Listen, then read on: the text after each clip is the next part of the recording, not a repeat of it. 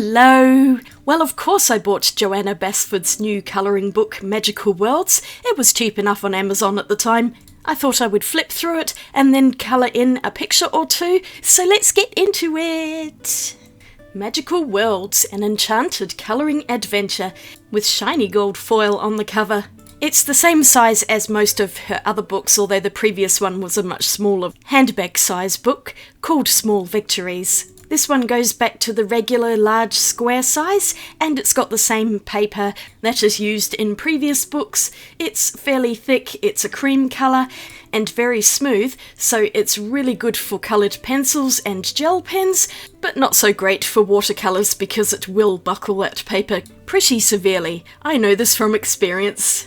But as I start to flip through the book, the pictures are very cute, very much in the style of Johanna Basford.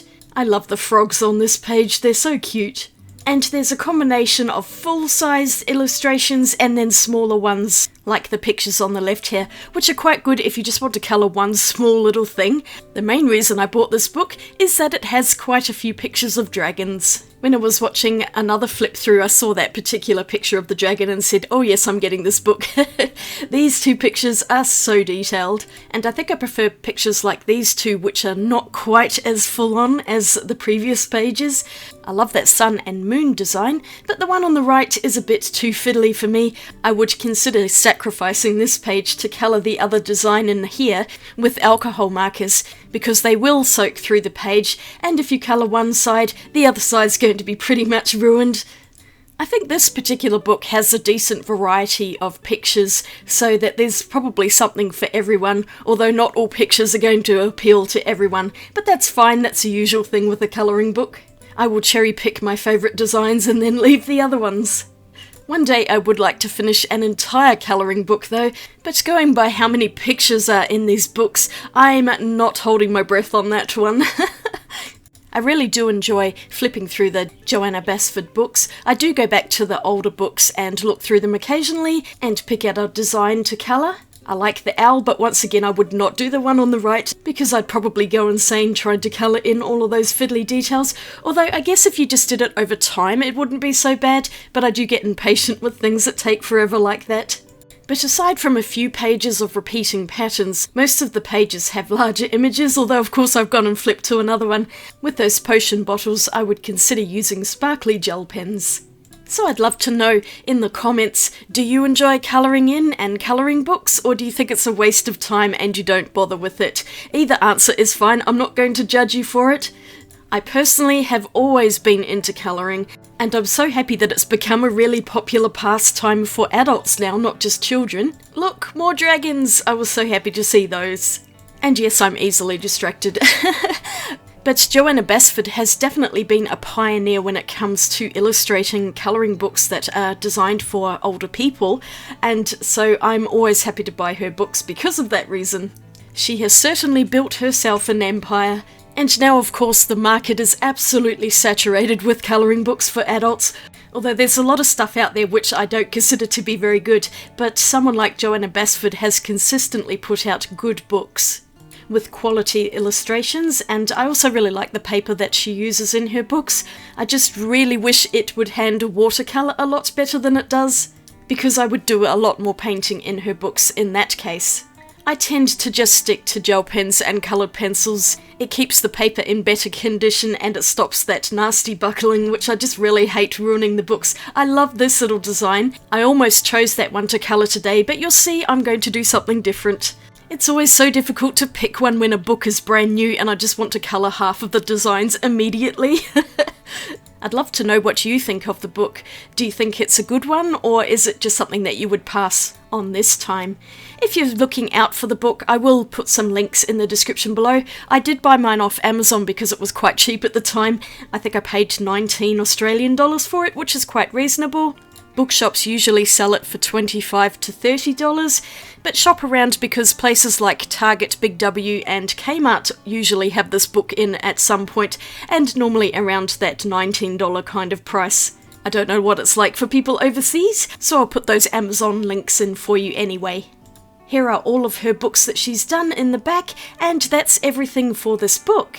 So now I have the really easy task of trying to choose a design. Actually, it wasn't so bad this time because I already had an idea as to what I was going to do. You know it has to be a dragon, and I figured this dude was going to be the one I was going to colour. And I have my 100 set of Caran Luminance pencils for this. I'm sparing no expense with the coloured pencils, and I also grabbed a box of acrylic markers because I was thinking maybe I would use those as well. We'll see what happens as I go along. Always the hardest thing to decide on is which colours am I going to use. It can be really difficult to plan an entire picture at the start, so usually what I'll do is just gravitate towards some colours and just start with them, and then the rest of it will fall into place as I go along. That's what I was doing here. I decided the egg was going to be a gradient of yellowy orange down to dark red. I put all the colours in very lightly because I wasn't 100% sure what I wanted, but now I have a general idea. I could go back in with a much heavier layer of pencil and get a lovely gradient going on, blending the pencils together with each other to get a relatively smooth transition between those colours. Caran Luminance pencils work so well in the Johanna Basford books. You can see they are laying down a rich layer of colour. Although because the paper is smooth, there is a little bit of a limitation as to how many layers you can get. That's also because I'm quite heavy-handed when it comes to coloured pencils, and I will usually start burnishing on the second or third layer. Some people will have many more layers than that, but I'm far too impatient and I just want to get colouring as quickly as possible. You'll see me using a makeup brush to floof off all of the pencil crumbs. Because Luminance pencils are quite soft and waxy, they do drop a little bit if you start using more pressure on them. In contrast to the egg, I decided to make the dragon itself in aqua and blue colours. And then I spent a whole bunch of time just layering in different shades of blues from light to dark to get a bit of a gradient and make it look more interesting. Because as an artist, I cannot possibly use just one layer of colour. I must have multiple colours together to achieve a nice range of values from light to dark. Or dark to light if you prefer. I also decided some of the dragons should be purple, and really I just ended up using a whole bunch of colours for this. Maybe too many colours. But is there such a thing? Not in my world. The only trouble with colouring like this is it takes ages. And because I'm filming it for a video, I knew I had limited time in which to do this because I do give myself deadlines for finishing videos so I can schedule them on time and not be panicking at the last minute with nothing to put up. So I really had to sit down for a few hours at a time over multiple sessions to actually get this done. I finished everything in a couple of days though, which is pretty good, considering some colouring projects take me much longer. Those are generally ones that I'm not filming. I also go to a colouring group a couple of times a month, which is a social group with lots of other like-minded people who enjoy colouring too. And I'll definitely take this book to the next session so that people can have a look at it if they haven't already bought it. It's always handy when someone brings in a new book and then you can flip through it and decide if you want it before having to buy it. So I'll take it along for people to have a flip through. This middle part of the dragon was the most fiddly. It took quite a long time to do, and I was getting a little impatient at this point, I will admit it. So I was just scribbling in that dark blue colour, and then I'll go over some of the little patches with a lighter blue. But they do look quite similar to each other now I'm looking at it. It doesn't matter, it's just a colouring page, it doesn't have to be that serious. I have to remind myself sometimes because I do get quite involved in these pages, and even though it's a colouring book, I still want to do a good job and have something that I'm going to be proud of later on. If it's worth doing right. But can you believe it's almost the end of the year? I'm reaching that end of year burnout stage, so I thought colouring some pictures would be somewhat relaxing. I still have a few videos that I'm going to film and post up for December as well, but I am definitely going to take a break at the end of the year around Christmas because I'm really tired. Overall, this has not been a good year for me, and I might talk a bit more about that in a future video, maybe early next year. I just need to get through this year and then we'll see what happens. I'd left the embellishments on the egg until last because I really wasn't sure which colours to choose, and in the end I've actually gone for lighter oranges and yellows just to kind of blend it in with the rest of the egg and to keep everything in a similar colour palette. It went too fast, but I actually sprayed the paper in workable fixative because that waxy pencil is not going to hold paint pen over the top. I finished off the page with some shiny silver embellishments and some white paint pen highlights because I can't help myself. But here's the finished piece. I didn't colour in the background, I think it just looks fine on white. I thought if I did a background it would take away from the colours on the dragon. I'm actually pretty happy with how this has turned out. I really like the contrast of the egg with the cooler tones of the dragon, and it was fun adding a bit of paint pen to this. But I've got another picture on the other side, and I had just enough time to colour this one in as well. And for this one, I'm going to change it up and use Faber Castell Polychromos pencils because I really want to use the pinks, and Polychromos have a better range of pinks than the Caran Luminance. I had just got it into my head that the dragon was going to be pink on this side. I realised later that this was going to really complicate which colours I was going to use for the flowers. Perhaps a better idea would have been to colour in the body of the dragon in a more neutral colour, like a dark grey or a black, and colour in the flowers in different colours of pinks and maybe even rainbow colours. But no, I had it in my head that the dragon was going to be pink, and so I'm just going to have to deal with this decision a bit later when it comes to the flowers. And actually, I ended up not having regrets on this because I really love how this picture ended up turning out. I love Polychromos pinks, they're such pretty colours, and these pencils perform very nicely on this paper as well. They are a lot firmer than the Caran Luminance, so it took a little bit more time to build up colour, but I think in the end both pictures I coloured today look just as saturated as each other when it comes to that pigment load from the pencils. So really from my own experiences I could say that these colouring books will take just about any coloured pencil, and so whatever pencils you have will be fine. But if you're getting into colouring a little bit more seriously, it is definitely worth investing in a more expensive and higher quality set of coloured pencils because they're just such a pleasure to use. Some of the ones I recommend aside from Caran Luminance and Faber Castell Polychromos would be the Artex pencils. They're surprisingly good and they work really well in these books. If you're going with Derwent, I mean obviously their Lightfast pencils are the best quality, but the Chromaflow pencils are really good as well for colouring, and I quite like the Coloursoft pencils as well. On this picture I started in with the silver pen a lot earlier because I wanted to tie the two images together by adding a bit of silver embellishment to both of them. And I'm just remembering another pencil brand which is pretty good for colouring books, that would be the Prismacolor Premiers.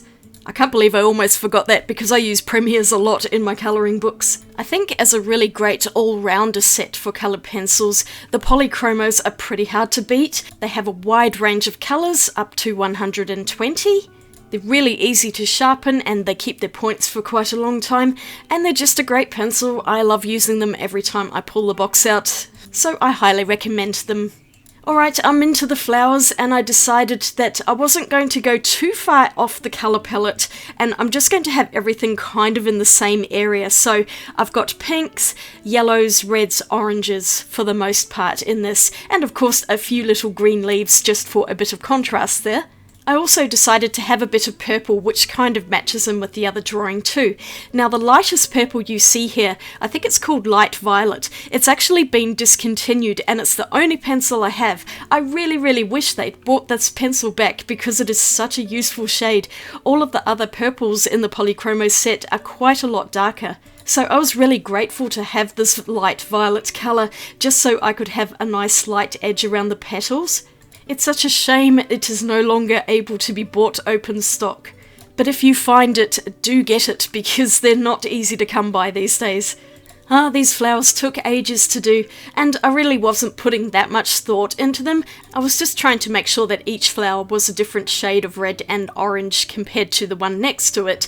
And I've also got a few yellow ones in there, just to add as much variety as possible on a fairly limited colour palette. I couldn't decide which colour to go for on those smaller flowers, which you can see I'm leaving at the moment. I didn't want to make them all purple, and I was considering using blue, but it felt like it was going to be too far out from the colour range I wanted, and because the other dragon's blue, I didn't want to have blue for both of them.